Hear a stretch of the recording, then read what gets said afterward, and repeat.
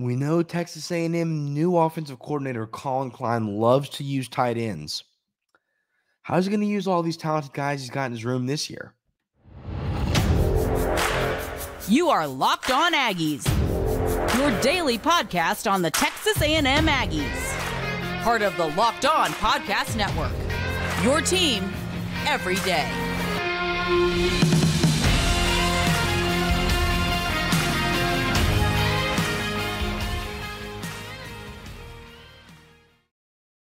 Welcome on in to Locked On Aggies. I'm your host, Andrew Stefaniak. Thanks for making Locked On Aggies your first listen every single day. Today's episode is brought to you by our wonderful friends over at FanDuel. Make every moment more. New customers join today and you'll get $150 in bonus bets if your first bet of $5 or more wins.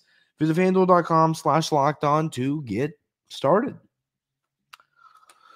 Ladies and gentlemen, today we're going to talk a little bit about the tight end room, a room we haven't talked a ton about, but we're going to because it is going to be extremely valuable based on the way Coach Klein likes to run his offense. So we're going to get into that here in a minute.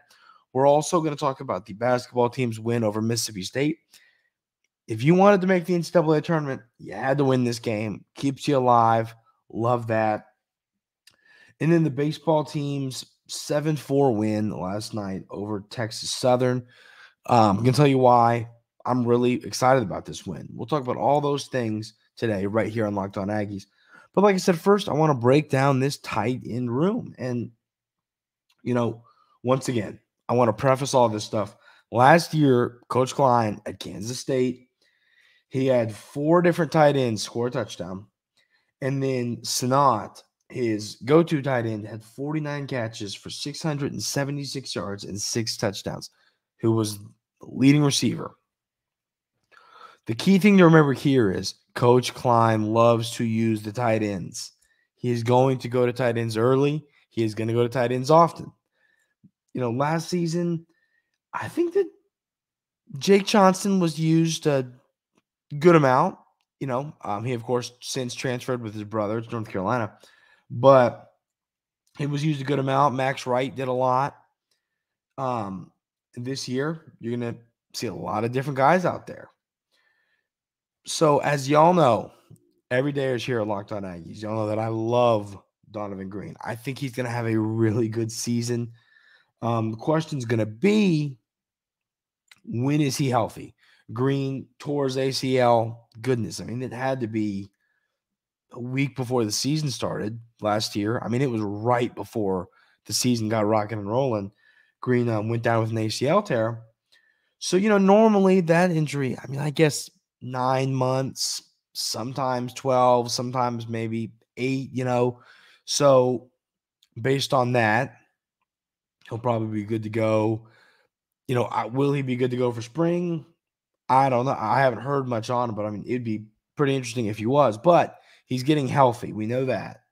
He will be back on the field soon. He'll be back on the field for this season. And I think he's going to have a monster year. I said the same thing heading into last season. Last season I said Donovan Green's the dude. He's going to have a great season. He goes down with the injury. Helped out a couple other tight ends to get more reps, get more receptions. But this is the year of Donovan Green, I believe. I think he's going to have a great season. I'm really hyped up to see him out there, see him back healthy. But Texas A&M did bring in a couple of tight ends in the portal. You bring in Trey Watson, and then you bring in Garrett Miller. So, I guess to me, in a position group where you don't have a ton of guys, I wonder a couple things. A, are they worried about Green's health and his ability to be ready to go for the start of the season? Or B, are they worried about, man, we need more guys in this room? Because the room, like tight end, there's not, the depth chart isn't too long. There's not a million guys who you're going to stick in there. So bringing in Watson and Miller definitely raises some questions for me.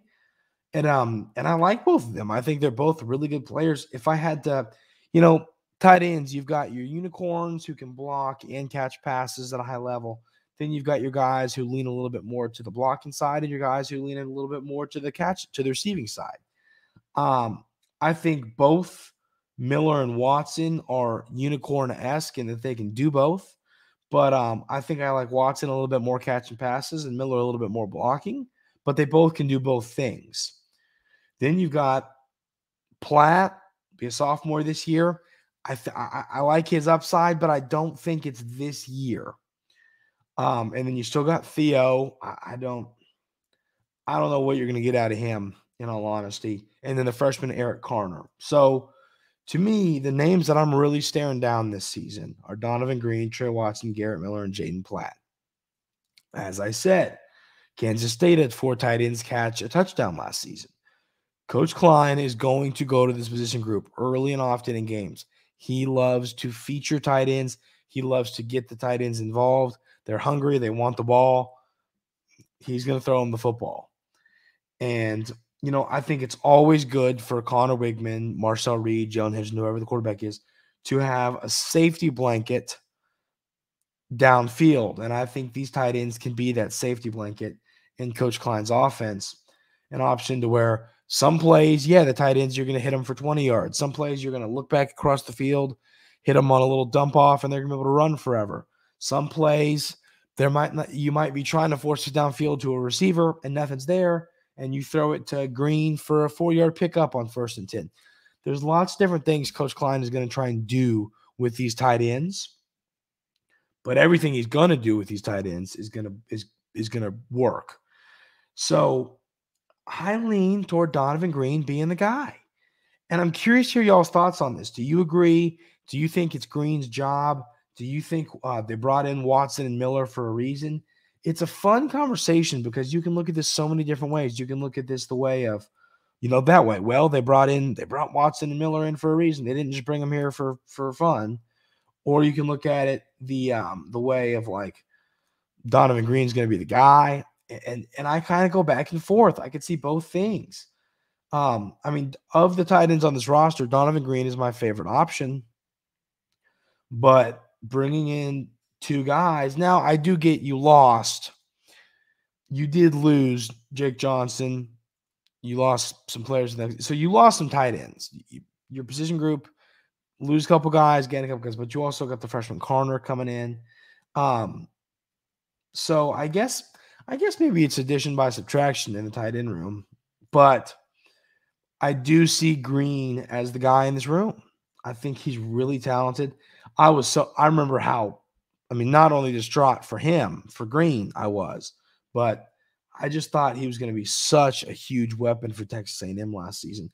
And then, Jake Johnson ended up looking great. I think him and his brother are going to be incredible in North Carolina, but I still think Donovan Green has a really good football career ahead of him, a really good Texas A&M career ahead of him. I think he's a guy that with, Snot, Kansas State tight end Snot from last year, like numbers this year, could be in the NFL draft pick, maybe not, another year, but he's a player that I think could play tight end in the NFL. He's that talented. He's got that mix of speed, athleticism, blocking ability, size. He's got everything you need. But Miller and Watson, both of them, I think Miller's 6'5", Watson's 6'4", Miller's 250, Watson's 245. All of these tight ends are really good size. So you're not going to struggle at all when it comes to having a big tight end room. All these guys are large human beings that can block and can catch passes. So that'll be interesting. And then once again, what does Platt do? That will be interesting to me because Platt is going to be really good. You do not want to lose him to the portal. If he goes, there's nothing you can really do about that. It's just the new landscape of college football. But Platt, I think, is going to be a really good tight end. So you really hope that he sticks around and that maybe next year he's your guy, or maybe even if he stands out a ton, he's your guy this year. But the tight end room as a whole, I feel good about. I'm really curious to hear y'all's thoughts on this room because I think there's lots of options, lots of guys you can get the football to. So let me know who you think has the most catches in tight end room this season in the YouTube comments. I'm very curious to hear those thoughts. Texas A&M gets the 75-69 win over Mississippi State at home. Keeps your hopes to make the NCAA tournament alive. We'll talk about that coming up right here on Locked On Aggies. But first, I want to tell you about our friends over at eBay Motors. Passion, drive, and patience. What brings home the winning trophy is also what keeps your ride or die alive. eBay Motors has everything you need to maintain your vehicle and level it up to peak performance. From superchargers, roof racks, exhaust kits, LED headlights, and more. Whether you're into speed, power, or style, eBay Motors has got you covered. With over 122 million parts for your number one ride or die, you'll always find exactly what you're looking for. And with eBay Guaranteed Fit, your part is guaranteed to fit your ride or die every time or your money back. Because with eBay Motors, you're burning rubber, not cash. With all of the parts you need to the prices you want, it's easy to turn your car into the MVP and bring home that win. Keep your ride or die alive at ebaymotors.com. Eligible items only. Exclusions apply. eBay Guaranteed Fit only available to U.S. customers.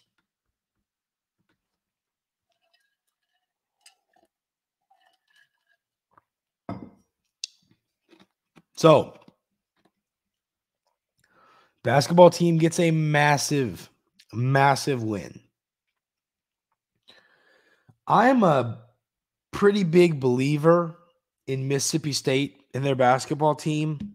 I like the way they play. I like their coach. I like their players. I really think that's a good basketball team that could make a Sweet 16 run in the tournament with more than, I mean, they are going to make the tournament, right? Let's see. They're 19-11. What are they in SEC play? They're 8-9.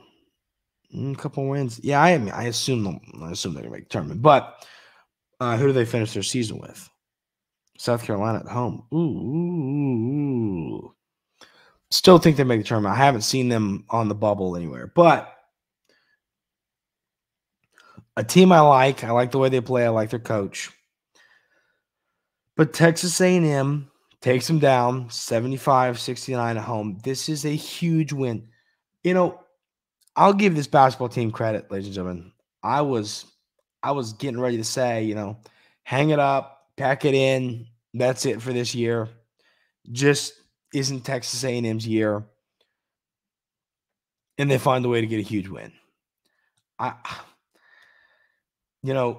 Texas A&M is one win away from going 9-9 in SEC play and going 18-13 on the season and giving themselves a chance to make the NCAA tournament.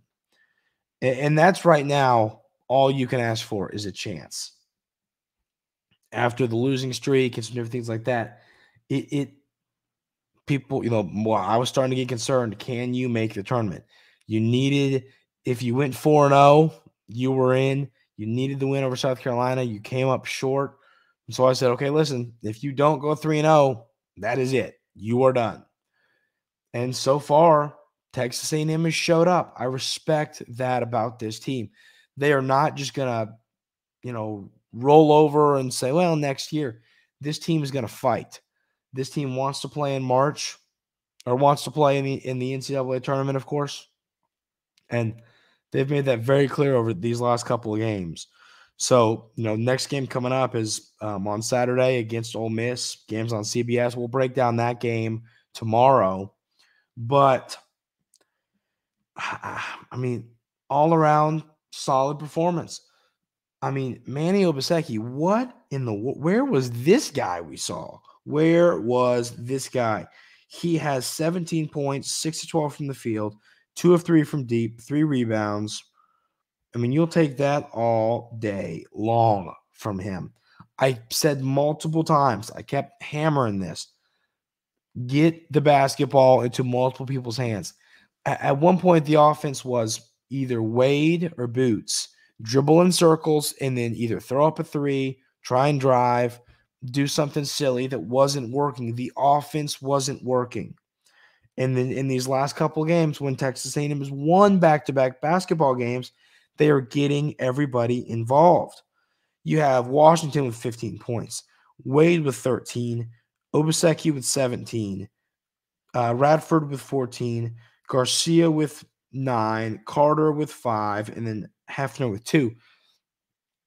Everybody's getting involved. Everybody has some points. Everybody's scoring.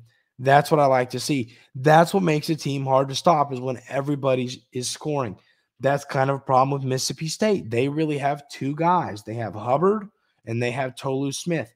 That was another thing that got me excited. How well Texas A&M slowed down Tolu Smith. And it's interesting, he was 4 of 5 from the field for 8 points. He had 4 rebounds in 26 minutes.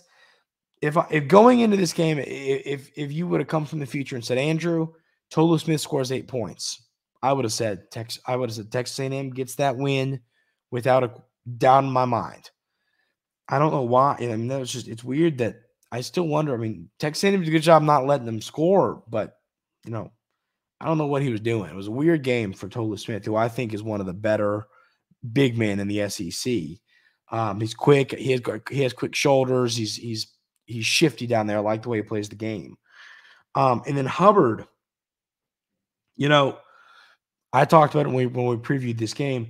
That dude can shoot it. He has been playing really good basketball. He has had a whole bunch of games in a row where he can't seem to miss from 3. I mean, I watched him play against Auburn and against Kentucky, and in the game he played against Kentucky, literally they were down like 8 points with 2 minutes left, and in the last couple minutes of the game, he made 3 threes, including one that tied it. They ended up losing that game on a buzzer beater, Mississippi State did. But, I mean, he couldn't miss. He was single-handedly keeping his team in the game. He goes 5 of 18, knowing that he's really Mississippi State's pretty much entire, him and Tolu Smith, their entire offense. If you would have told me going into the game that Hubbard is 5 of 18 from 3 and Tolu Smith has 8 points, I would tell you, yeah, Texas A&M wins that game. 5 of 18. I mean, I'm surprised the way he's been playing, I'm surprised he wasn't 10 of 18. That's just how good he's been shooting the basketball. And if he's 10 of 18, this game looks a whole heck of a lot different. So good job, making it difficult on him at the 3-point line, not making it easy. I think that helped you get the win. You stopped their 2 guys. They have their, Tolu Smith and Hubbard are their guys. I think he's a freshman guard, and I think he's one of the best freshmen in the SEC. You did a great job stopping those guys, leading to a win. So Texas A&M shoots 47.3% from the field, 38.1% from 3, and 75% from the free throw line, 15 to 20. With this team, I'll take 15 to 20 at the free throw line any day of the week. I love that this team has their back to the wall and they just fight. They fight their tails off. I respect and love that about this basketball team. They could have just rolled over and said, not our year, not meant to be this year. Well, I mean, like I said a minute ago, this is it. Well, we'll play for next year. Well, some of these guys don't have it next year, but my point here is this team could have just said we're done, and they didn't. They fought. They are one road win away from giving themselves a legitimate chance to make the NCAA tournament. So some can be, frustrated. Hey, well, this team wasn't supposed to be on the bubble. This team was supposed to be one of the top teams in the SEC. What has happened. This team hasn't quite been what we anticipated it being, but the Aggies are still have a chance to make the tournament. This team's fighting. Support this team. Support this team as they head to Oxford. We will break down that matchup with Ole Miss on tomorrow's episode of Locked On Aggies. Big game. You got the SEC tournament coming up. We'll break down that bracket as well. I'll be in Nashville for that, so hopefully get to ask Buzz and players some questions. So lot to be excited about on the basketball front with the postseason coming up as this team fights their tails off to try and make their way into the NCAA tournament. We're going to talk a little bit about Texas A&M's 7-4 win over Texas Southern, and why I was really, really happy with this win, even though some were a bit frustrated. We'll have that conversation coming up right here on Locked On Aggies. But first, I want to tell you about our friends over at Amazon Fire. Fire TV is your destination for sports. From live games to highlights to in-depth analysis, Fire TV offers amazing viewing experiences with smart TVs, as well as Fire TV Stick that you can plug into your existing TV that provides access to millions of movies and TV episodes, as well as free and live TV. Whether it's opening weekend for baseball or the college basketball tournament, you're going to want to have Fire TV. You know, Fire TV is something I have here at my house. I love it. I use it all the time, whether it's sports, whether it's all the movies in the world you could ever think of. I love Fire TV. It is a great thing to have. Whether it's one of the TVs, whether it's the Fire Stick, you've got to go check them out. Fire TV recently created Fire TV channels to deliver a constant supply of the latest videos from your favorite sports brands, all for free. That includes all of us at Locked On and most of the big pro leagues and college conferences as well. Fire TV channels let you dive into all of the game analysis, highlights, and more to keep up to date on all of the latest in the world of sports, March Madness, NBA, and all of those other things. So yeah, go check out Fire TV. Visit Amazon.com/LockedOnFireTV. You are not going to regret it. I promise you, it's something you got to have in your house to make your streaming, your TV viewing experience better on a day-to-day basis. Go check it out. So Texas A&M gets the 7-4 win over Texas Southern. And I saw a lot. So first of all, before we talk about the game and who played well and what happened there, I want to talk a little bit about something that frustrates me with baseball. You know, Texas A&M, I think, has one of, if not the best fan bases in general, of course, but baseball fan bases especially. I mean, really, everything about Texas A&M's baseball fans are incredible. The one thing I'll add, though, is it is baseball. I try to reiterate that. You are not going to win every game. You're going to lose a game to a team like Texas Southern at some point. It's just reality. It's much harder for Texas A&M, for a team like Texas A&M, to get up for a game like this, especially after you play Texas the night before. It is not easy to get fired up for a matchup like this. While Texas Southern, this game is their everything. They want to win this basketball game. You are kind of, you're trying to find motivation in a game like this. It's not that you don't care, but these games are hard to get excited about. And some might say, well, that's a problem.